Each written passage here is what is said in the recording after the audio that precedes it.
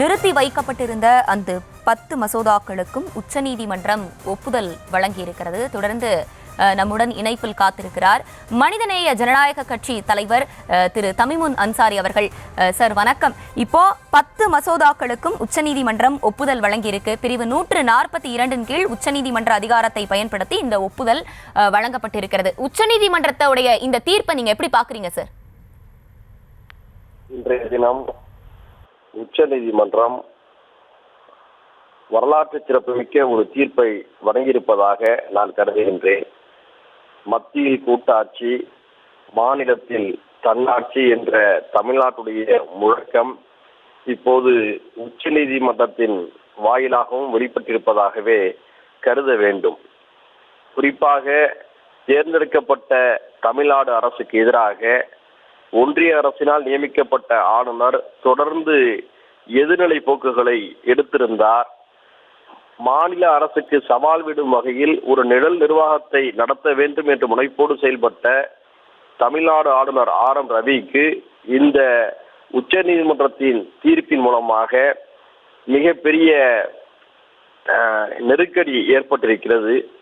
குறிப்பாக எல்லா மாநிலங்களிலும் தங்களுக்கு பிடிக்காத மாநில அரசுகளுக்கு எதிராக கவர்னரை வைத்து ஒன்றிய பாஜக அரசு அரசியல் நடத்தி வந்தது, நெருக்கடிகளை கொடுத்து வந்தது. அந்த அடிப்படையில் தமிழ்நாட்டும் பாதிக்கப்பட்ட நிலையில்தான் நம்முடைய தமிழ்நாடு அரசின் சார்பிலே உச்சநீதிமன்றத்தை நாடினார்கள்.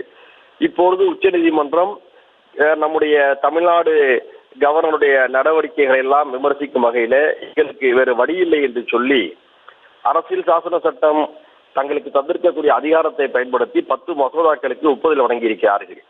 இதன் மூலமாக இந்தியாவெங்கும் ஒன்றிய அரசுடைய ஆளுநர்களுடைய நெருக்கடிகளால் தவித்துக் கொண்டிருந்த அனைத்து மாநிலங்களுக்குமே பெரிய நிம்மதி ஏற்பட்டிருக்கிறது.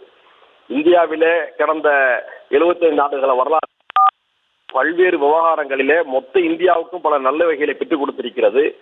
அந்த அடிப்படையிலே தமிழ்நாட்டுக்கு இந்த கிடைத்திருக்கக்கூடிய உச்சநீதிமன்றத்தின் வாயிலான அந்த தீர்ப்பு என்பது தமிழ்நாட்டுக்கு மட்டுமல்ல எல்லா மாநிலங்களுக்கும் ஒரு மாபெரும் நிம்மதியை கொடுத்திருப்பதாகத்தான் நான் கருதுகிறேன். இந்த நுட்பமான சட்ட முயற்சியில் ஈடுபட்ட தமிழ்நாடு அரசுக்கும் மாண்புமிகு தமிழ்நாடு முதல்வருக்கும் மனிதநேய ஜனநாயக கட்சியின் சார்பிலே என்னுடைய நல்வாழ்த்துக்களை தெரிவித்துக் கொள்கிறேன்.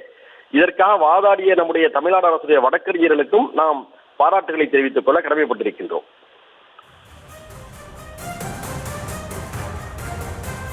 இணைப்பில் வந்து உங்கள் கருத்துக்களை பகிர்ந்தமைக்கு நன்றி திரு தமிமுன் அன்சாரி.